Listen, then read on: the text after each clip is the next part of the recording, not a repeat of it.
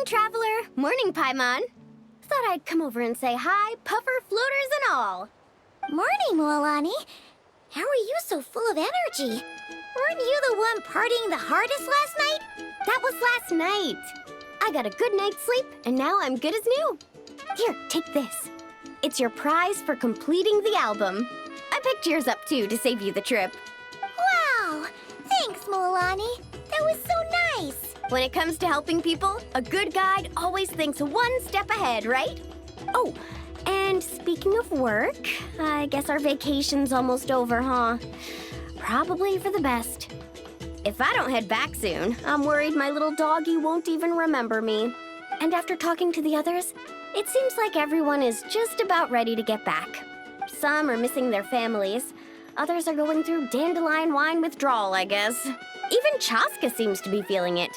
Not that she'd ever admit it, but I have noticed her gazing back towards the Flower Feather clan at night. But summer's not over yet, so I say, we squeeze a few more unforgettable moments into the time we've got left. Like another group photo. Hey, how about taking one right here?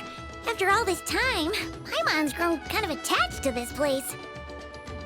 Great idea! Why don't you spruce up this wall, and I'll go gather the others. See you over at the plaza!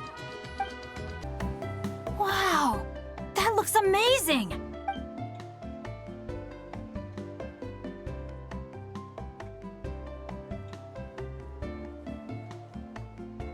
Guys! Over here!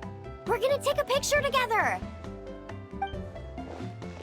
Oh, not bad, not bad. You're all looking full of energy this morning. Not a trace of bedhead or dark circles in sight. Whoa! You even look out for stuff like that? Well, what kind of guide would I be if I didn't pay attention to the details? Yeah, and what kind of bard would I be if I didn't appreciate a good drink? What's that got to do with anything? Somehow, though, I know exactly what he means. Do you really think that? Or are you just playing along to keep Tone Deaf Bard happy, too? I see no harm in a bit of nonsense. Here, put on this Asha headband. It's a souvenir from the rest of us.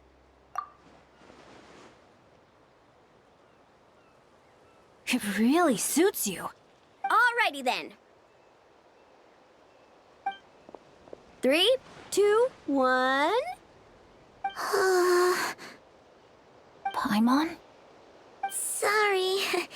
All that nonsense has got Paimon's head muddled. Her mind's gone completely blank. Don't want it all to end, huh? Are you worried once you say those words, the vacation will officially be over? How the...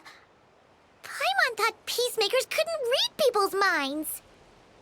Oh, Paimon. Don't worry, Paimon. Summer's sure to come again. Just like you said when you made that wish to the Pyro Archon.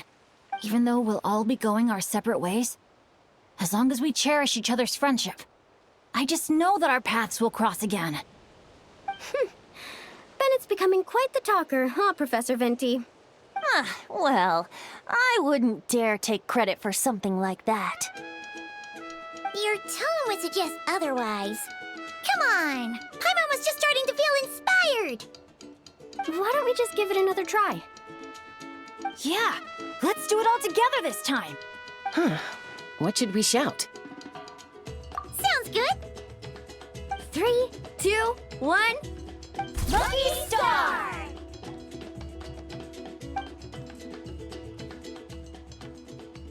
So, what are your plans for the future, Bennett? If you're having trouble deciding, you can always park it in the People of the Springs for a bit. Or however long you want, really. Thanks for the kind offer, Mualani. I actually went to see the Pyro Archon to tell her how grateful I am for everything she's done for me.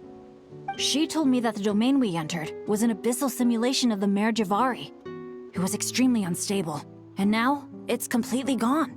Later, when we got on to talking about my future, she said I was more than welcome to stay here in Natlan, but also that she would respect my decision, whatever it turned out to be. And after thinking it over, long and hard, I've decided to return to Mondstadt. You miss your dads, don't you? That's definitely part of it. I promised to tell them everything that happened on this adventure. And I can't go back on my word. But also, when I said goodbye to my mom and dad, I promised them I'd become the most legendary adventurer in all of Teyvat someday. And no adventurer should stay in one place for too long. Bennett. What if your luck starts going downhill again the moment you leave Natlan? It's fine. The warmth and kindness I've experienced on this adventure is enough to get me through all the challenges that lie ahead. As I attempt to shape my own fate, I want to take that same kindness and pass it forward. That's something I've always believed in. Hear, hear! To our leader! To our leader, Bennett! Cheers!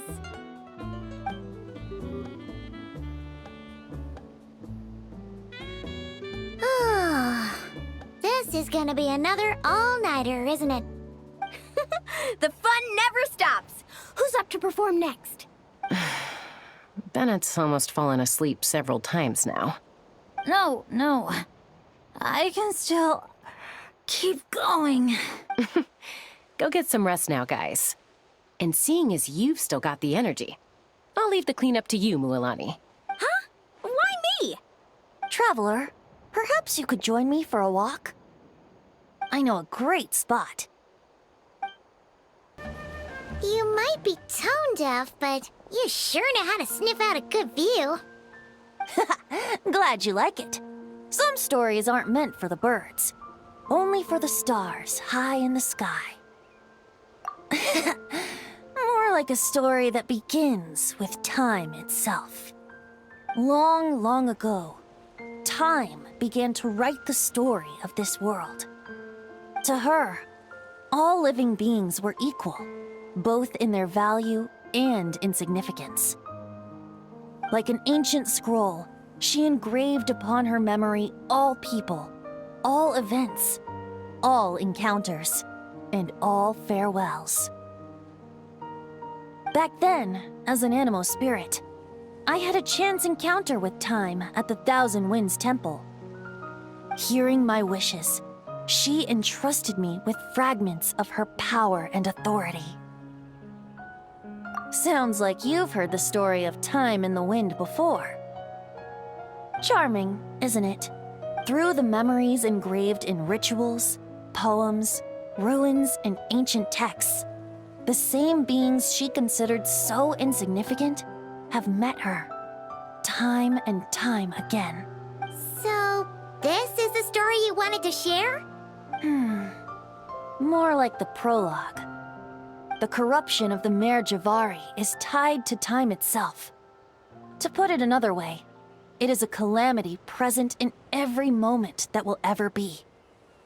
Unlike time herself, I have always cherished many wishes in my heart. 500 years ago, to prevent the corruption of the Mare Javari from spreading beyond Tenochtitlan, I blew it off the timeline, turning it into the Windless Land. Oops, seems like I may have confused you. If you're asking about how the Mare Javari disappeared from Tenochtitlan 2 or 3 decades ago, there may be someone else better suited to tell that story. The Mare Javari has been the bearer of too many stories that weren't meant to be its own. I merely played a part in one of its chapters. And the choice I made 500 years ago came with a price. Some souls were unable to return to Mondstadt as a result, while others stayed to settle in this land, merging with the Monitu to become the Asha we see today. So the reason you're here in Tenochtitlan is because... Correct. I'm here to collaborate with the current Pyro Archon, Mawika. Correct again. The flame was our signal.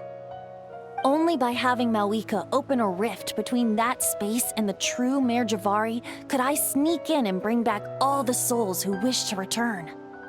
As for my little trick of bringing back memories as well, it's not the first time I've pulled that off. Mawika also mentioned that you were planning to introduce us. Looks like I beat you to it, huh?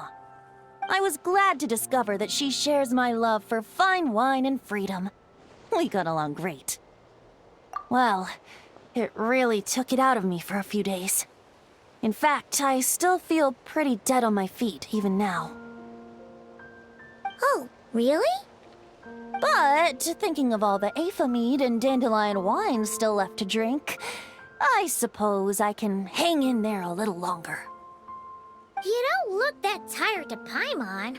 So, don't think you can just pull out that little excuse and we'll suddenly foot all your bills.